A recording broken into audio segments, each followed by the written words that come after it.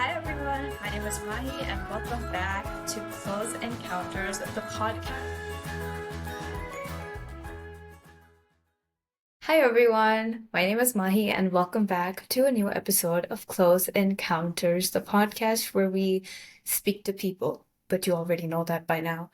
My guest today is a student, a human being, an individual, but a dancer who is passionate, expressive, reflective, and open-minded. So without further ado, let's welcome Sreya to our show. Hi, Sreya. Hi, Mahi. Thanks for having me. And I'm like really No looking forward and problem. excited. How are you? Are you nervous? Are you excited? How are you feeling? I should say it's a mixture at this point. Part of me is very excited because, yeah, it's my first podcast, and a part of me is nervous also on what I'm going to be thrown at. Okay, so how are you doing? How has life been for you lately? What's been going on with you?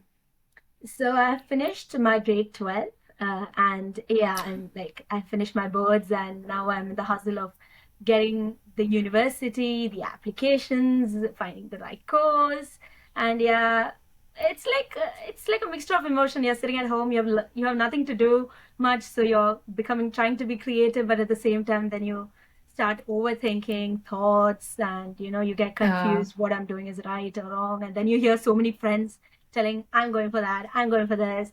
And then you're like, oh, should I do that? Should I not do this? And, like trying to figure out how life is. And, like I think now I've entered this kind of, adult kind of, I feel like that way. Like I have to be responsible. I have to think a mm, bit more, a bit more properly rather than not like childish. So yeah, it's fun, but at the same time, it's nerve wracking also. I mean, you don't have to grow up all at once, you know. Yeah. That's such a misconception that you have to grow up all at once. So how are you feeling? What was those like final few moments like when you realized that you're now done with like 12 years of school? I would say I would say the moment that I'm now in was a moment I think I would have envisioned and wished myself to be in when I was in grade two, grade three. Like when you see your seniors, you're like, oh, I wish I was Mm. there. I just want to get school over with. But now when you're in the moment, I kind of realize that there's nothing. It's just there. You're just there and you do not know what to do. I'm surprised how time went so fast. Like, even I'm like, when we have friends and relatives come over, they're like, I started seeing her when she was 10 years old, and look at her now. Even I'm like, oh, yeah, I remember the time when I was jumping in uncle's lap, and then suddenly now it's like, all grown up. So I should say time Ah, flies very fast. And yeah, it's, that is true. yeah. Yeah, I understand the sentiment. I feel it too. So, what are you leaning towards? Like in your head, what does it look like now that you have to think about studying one thing further? What are you thinking about? I think many of us have this problem of the question. When we choose something, the question comes whether we are doing it right or wrong, whether what choice we're Mm, making is right or wrong. I think till before, like I feel when we were young, we used to have this envision. Okay, I want to be that. I want to be a doctor. I want to be a teacher. But now, when you think of it, it's not that easy. When we say we want to become a doctor or a teacher, now we have to think a bit more deeper. What is the opportunities? What is the current market, or what is we have to think mm. a bit more, like whether this is for you, Also, for you. most Yeah. importantly, we have to think about the money also. Yeah, I truly agree with that. So for Yeah. me, as of now, I'm looking into course like law programs, but at the Oh. same time, I'm also confused. Should I look at law? Should I go for something a bit more different? Maybe something like the BBA law or something else, which is maybe something I've not even looked into. So I would say like this current state is like a confusion for not just me. I believe many of my friends, or everyone has this Mm. question that whether I should do this, whether this fits me, whether this does not fit me. Because before it was easy to say, I want to be this, I'll just do this. But now it's not like that, because when you take a decision, you're going in depth of it.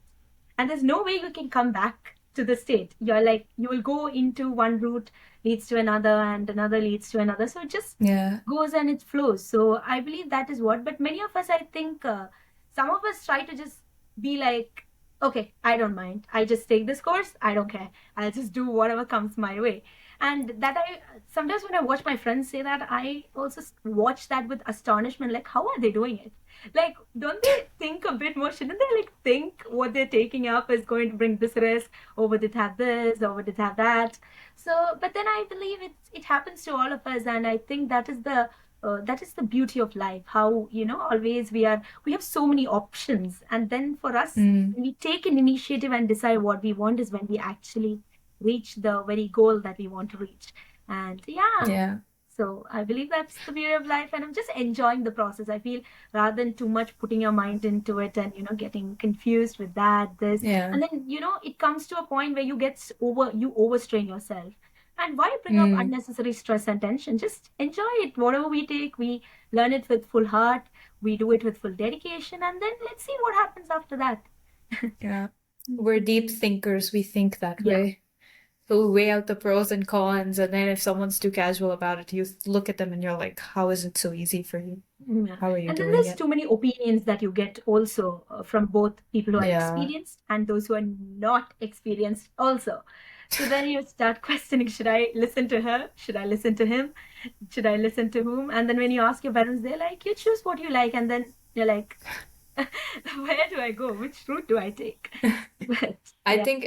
I think ask ChatGPT. Good Oh yeah, therapist. AI is seriously, AI is like so useful. I actually did not know about ChatGPT until a certain point of time. But I think the second I knew, even I'm also, too dependent on it for so many things. Mm. But I feel it Yeah. also has a negative side to it, that it's not letting us be creative as we are. Because the more we become That's so dependent, true. we Yeah. Yeah. That is so true. Okay, so what is something that you do, like a small joy or a ritual that you have that makes you feel good about yourself? sometimes for me, the ritual, I just have friends near my place. So I either ask them, can we just go for a walk? And then we start talking. Oh, So the day goes well. And so many news about school and so many things. Another thing I do is most of the time, what I like to do, I just like to listen to classic Indian music. Just earphones, oh, listen to the music, just imagine yourself flowing with the music, the rhythm. I don't know, was it being a dancer that I really like classical Indian music, but I like the mm, beats, and then I start singing it so loud that my parents have to come and be like, what are you doing, why are you singing, was something wrong? But yeah, I just like oh, sometimes to take my own time and listen to music, because now I have time.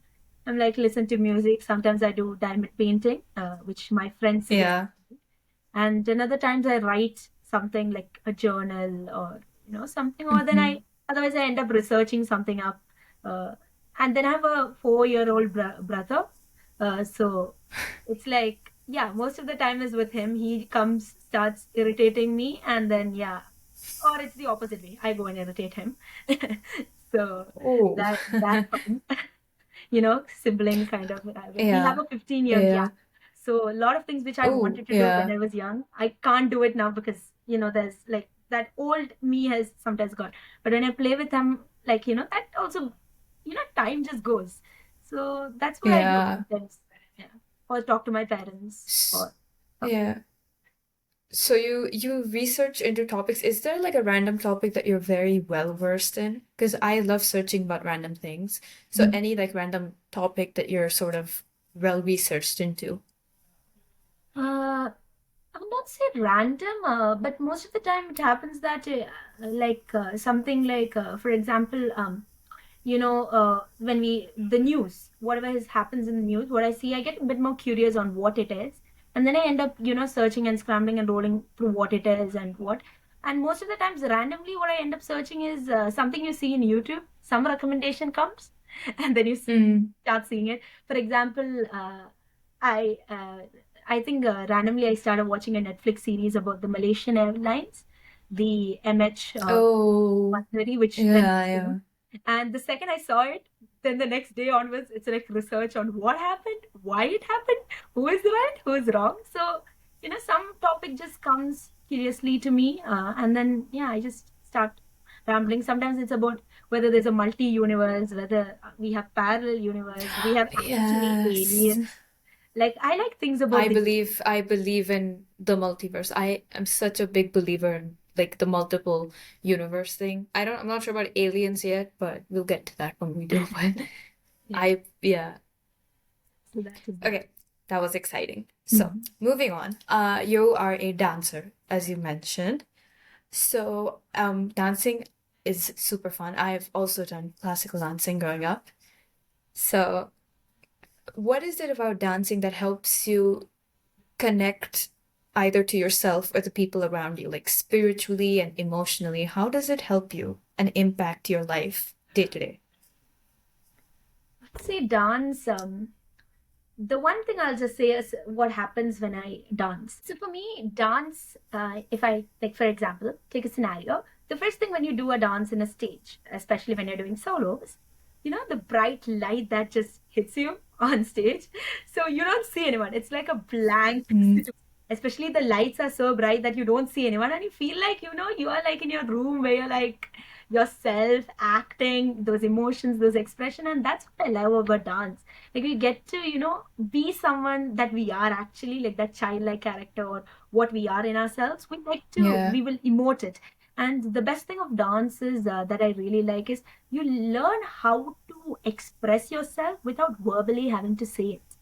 And I think that takes a lot of Yeah. effort. Even though I have trained myself for about past 12 10 years, I feel when I look at those who have throughout their life been dancers, I actually I'm so curious, how are they able to do it? Because that emotions, that expression, that they're able to convey that exact story to the audience. And it's not just about expressing to the audience have to understand it also. So then if you're not doing it the right way, they won't understand it, Mm. especially if it is a person who's not much well versed in the classical dance, especially the mudras or the movements. They need to Oh, also understand what the yeah. story is. So then you have to do it in that way that exactly the person sitting there understands what the story is, what the theme is. And that's what I love about dance. Like you get to act. So you get to, I think normally if you ask me to stand for the stand up, acting and other things, I wouldn't do because I'll be so shy. But when it comes to dance, in that process, you just do it and you're able to just show that emotions of your face and you're just able to express yourself and at the same time enjoy, do steps, go in that that rhythm, the fast Mm. beats. So it's like both fun, nervous also, but at the same time it's so great when after we dance people come and tell you that was so good. So the feeling you have, that all that effort and the idea, maybe always we have a message behind every single theme we do, right? So when you're able to understand that people understood it and they have understood what you were trying to deliver, and it has been well delivered, you feel so happy. And I think that makes you continue to push you to do more and more. And yeah, for me, dance has been that. And moreover, I think it's also an exercise for your body, especially for me with my Mm. eye issues. It helps me to focus the eye movements. And also, moreover, yeah, the eye movements. And moreover, for your body, also, it's a good exercise to keep your body fit and well maintained. So for me, dance, I would say, it's an all-rounder. Oh. So you said you have different themes and stuff that, you portray through your performances. Was there an experience that you had that helped you connect to a certain situation or person through your craft of dancing? I would say, like we once for a school exhibition, once we did. It's a school Innovex. What we did. So for that exhibition, once me with my dance teacher in school, we had a discussion, and I was like, let's maybe do a dance that is talking about those with disability, especially those with Mm. autism and other things. So a group of us choreographed a dance which was both I would say contemporary. It was a mix of classical and Western. And one of the great things about it was we were able to include the students with who had the special students, the students with autism and all, Yeah. who were there in our school, and we were able to include them. And when they were a part of that dance, uh, I would say okay, not much they did, but they were so interested. I could see the smile in the students when they felt that they were able to talk to other students. They were able to, they were Mm. also a part of the whole process. And especially their parents, when they came to us and they were like, they were so grateful to us for including their child in the whole thing. Even we felt so, especially even I and our whole team felt so grateful that, we were able to do something that at least for those students, for them, they might have felt that, that at least the feeling that, okay, I'm also there, they want me also there, I'm also a part of it, I'm also like everyone, so it when the parents came and told us how they feel, it made us feel so happy and grateful, and it also made us realize the purpose of what each one should give and what we should work towards. And I would Yeah. say that was a very, Yeah. very great experience it was to have them on board. The number of fun we had with that, like they were always smiling and laughing. I think I never saw those students, even if we were like, okay, you should not come. They were never sad. They were always happy and joyful. It is us who were like, all the expression, the other emotions. But they were so excited and so happy. And I felt so grateful that I even got that idea for me to do it, and we did it. And yeah, many teachers, even in our school, it was a great appreciation for doing it. So yeah, that was one moment. I think if I was able to give at least, if we were able to at least make one person smile, or at least one person feel happy, then I think that's the biggest success in anyone's life.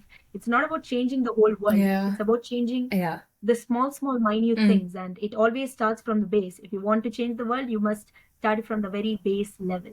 So I'm a firm believer in that. Mm. Yeah, I would say that was a great experience. It was back maybe grade 7. Yeah, before the COVID and all that was in. So Ah. yeah, long time. Oh, wow. That's a Oh long yeah, time ago. very long. Yeah. Yeah. Okay, so you like listening to people, you like observing them. And I also observe people. I'm more of a listener. So usually I'm the one listening and I observe the most minute things about people. So since you do the same, what has that taught you about the people around you? Like, what is something maybe all of them have in common or something that separates them from each other? What's your take on it? When I observe, the main reason why I observed, it's actually not like I intend to observe, but I end up ending up observing and listening to what others say. I think it all begins from family, especially when we have grown-ups who come to our house. Mm. You're like that young kid who's not, according to the Indian etiquette, you're not supposed to like so speak up, and you must sit quietly, listen. So I think that's where I started with this observing thing, and Yeah. I think it's just a normal thing that everyone does. But when you observe, you kind of understand people, what their thoughts are, and when you listen to the words they say one by one, you kind of realize that in everyone's life there is problems. That's what I kind of figured out from listening. Everyone has problems in their life, but then everyone tries to suppress those problems and just be in that moment, try to enjoy, try to live life, and one thing I feel the one thing common is that everyone is trying their best to live the moment. That's what I find from observing, and I would say observing many different it's difference in scenarios. If you are in like like in a party mode, then you will see people all like so happy, so joyous.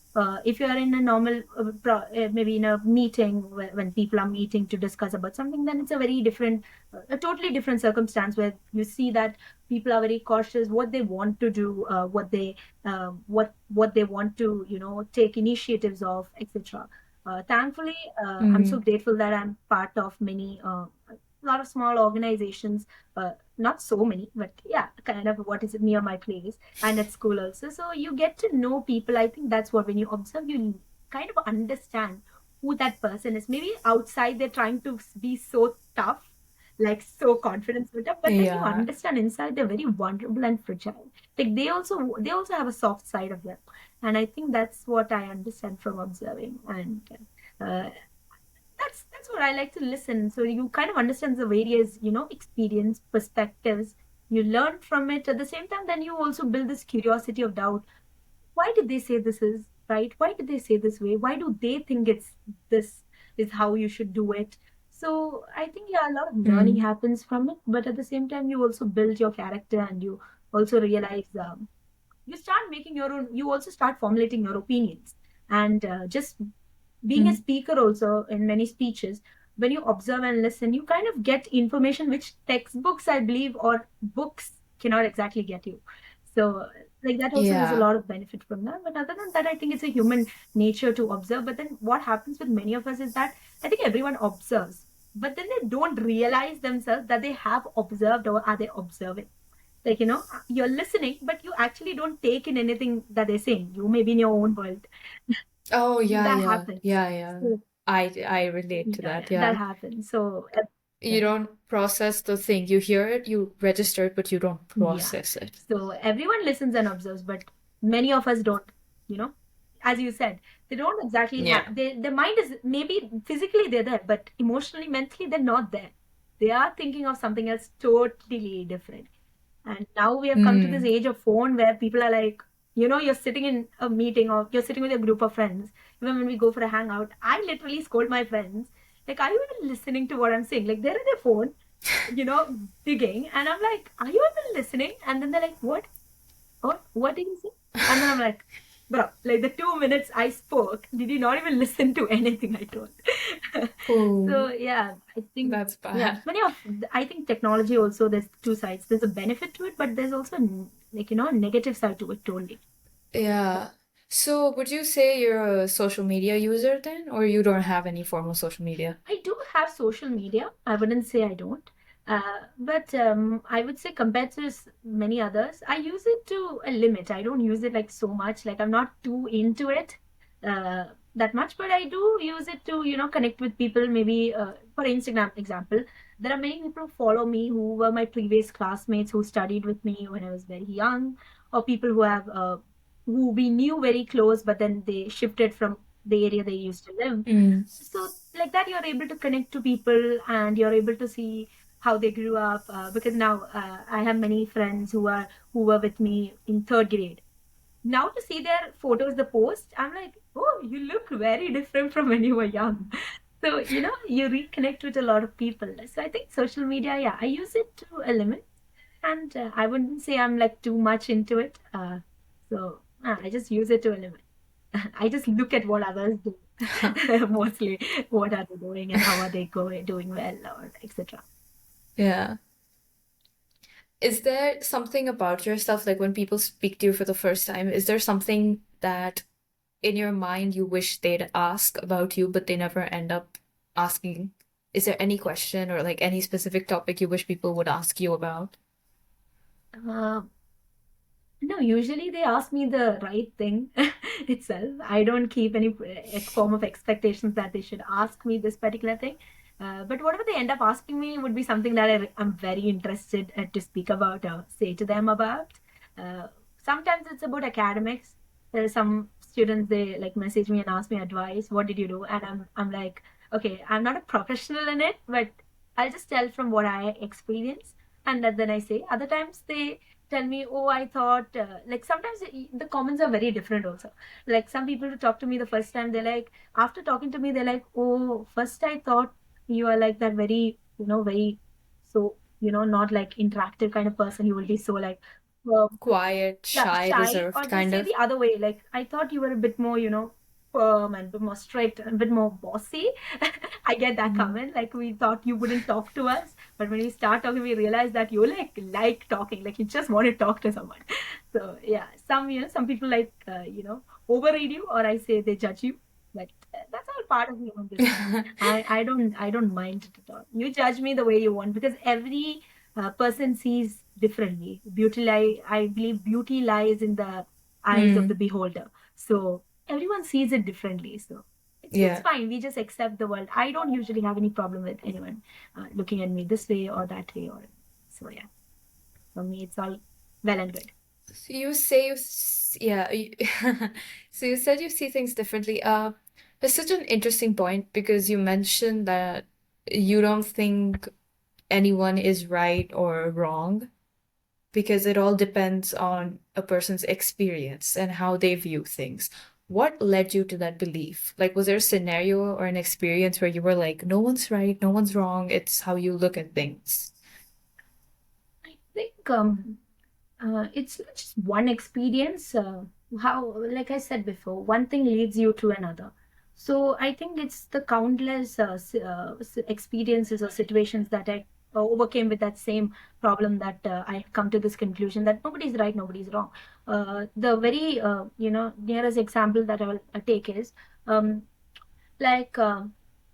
Like there are situations where you don't get what you want, okay, and then sometimes for example in grade 12 I wanted to be a captain so badly. I wanted to be a school captain because the previous year I was a deputy captain. And then what happened was I did not get into it. I did not get into it. I remember I worked so hard in grade 11 just just so I can get a badge in grade 12 for a captain, and I did not get it. Oh, Okay. Now, I remember those days in school. Those days were very tough because there's so many people that were watching you, and like even though they don't say it, then you have this. There's a part of you that thinks, "What would others think of me?" Everyone's like, "Look at her, bro. She not get, bro. Maybe it's because of eyes." yeah. Is it like a form of like needing like external Yeah, validation from sometimes it people, it pleasing everyone? it's not Yeah. pleasing. It kind of becomes an influence because when you're surrounded by so many people, it kind of becomes like the other people are watching you also. So it kind of becomes they kind of influence you in a lot of means. So I remember it was tough back then, and nothing processed in my mind. Like nothing, I mean nothing processed in my mind. I was like, I did so much hard work. I did. I put so much effort. Why? It was like, why didn't I get it? I took an enormous effort Yeah. academically, extracurricularly. I did a lot of things. I did what I was supposed to do well. So I was thinking at that time, whatever I did. So then you come to these conclusions that when people say that hard work leads to success, I started questioning. Here, the hard work did not lead to success. Then Mm. what is the reality? What is the real meaning of that quote itself? So you start questioning that. But then after coming years, a bit of time over time, I kind of believe that that situation happened for a reason. It's a choice I made and I did not get it. Maybe I might have over expected it. Maybe I might have over wanted it. Maybe there might have been something in it for me not to get it also. But after some time now, when I think of it, I think me not getting it was actually right. Back then, I thought it was wrong. I shouldn't Uh, get it. I should have gotten it, and what they did was wrong to me. I thought, but now I think it is right because now I kind of after that situation, I kind of realized a lot of my characteristics. I understood a lot of things, and I also got a lot of people in my life. I think one of my biggest influences and who I look up to every single day, someone like my supervisor in school, Miss Seema, her name is. So I got like because of that one incident, I believe I was able to connect with her, and a lot of things she also told me that this is you should look forward towards, and you should not just just keep mm. yourself in the dark and be like, okay, after this nothing is going to come right to me or anything. So that's why I say that it's all an experience, and there's Yeah. no right or wrong in your experience. It's always what you believe is right or wrong. For me, I just told you, hard work is the key to success. I might say it's right, but to another person, they might say, no, dedication is the key to success. Someone else may say, not dedication, it's Mm. smart work the key to success. So you cannot deny that nobody's right or wrong here. You can only say that it's your experience, what shapes you, and it's you who decide what is right and what is wrong for you. I'll also take another scenario now. As we are students, we are in this situation where we're choosing the careers we want to go into. Um, there's always this kind of thought that I think it's a societal kind of the norm that they have kept that you go for this particular career, you will not become anything. No, I don't think so. That's right anymore. Especially in our Yeah. generation, it's Oh, not. yeah. You take law, it's not. It's your choice. It's you who's going to work for it. So there's no right or wrong taking it. But you take BBA, there's no right or wrong in it. You go for engineering, there's no right or wrong in it. It's you who's going to work on it. So your choice is going to lead you to another. So it's for you to work upon. So it's all experience, and I think the scenarios we are in that let us decide whether it's right or wrong. And I think now after all these different things that has happened in school, at this point I've come to the conclusion that that is my conclusion. There's no right and wrong in life. It's for you who Yeah. wants. Some people will tell it's wrong. Some people will tell it's right. It's you to decide whether it was right or wrong for you, and just move on. Don't sit in the dark because just because you not get something, it doesn't mean that you you should punish yourself. As my supervisor told me, you should be easy on yourself sometimes. You shouldn't always, keep yourself in the dark and be like, I give up. I can't do it anymore. Yeah. You should push yourself. Mm-hmm. Maybe this is a learning. And when you push yourself, after some time, you realize that thing that happened in your life was actually for something good. So then you start thinking, why did I show, like, then you start questioning, why did I cry over it and just waste my time? Yeah, you Yeah, shouldn't have. So, yeah. I agree. so think of that past I now. agree. I Yeah, understand. so think of that scenario, the Yeah. prefect thingy, the captain thingy, which I did not get. Even though I became a prefect, which I was happy about also, because you should appreciate something you did. Like you got something, you should appreciate it. You should Mm, not yeah. be throwing it away like as if you simply got it or anything.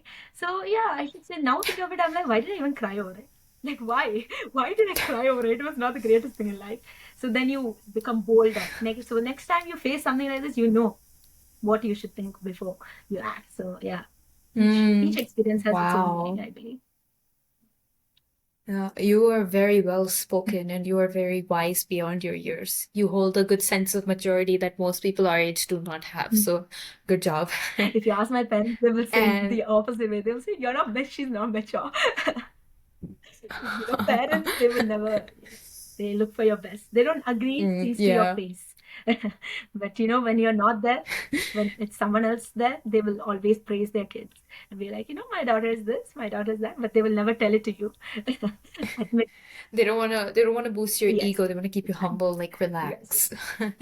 Okay. So that brings us to the end of our episode, Shreya. Before we wrap things up, is there anything, any message you want to give out? Just look into the camera and say whatever you want. The one message I will tell to everyone, my juniors, my friends, my teachers, or anyone who's elder to me is also always believe in yourself. Do not give up believing in yourself. From my experience, I say it, especially being born with nystagmus and color blindness, it wasn't easy to believe in yourself.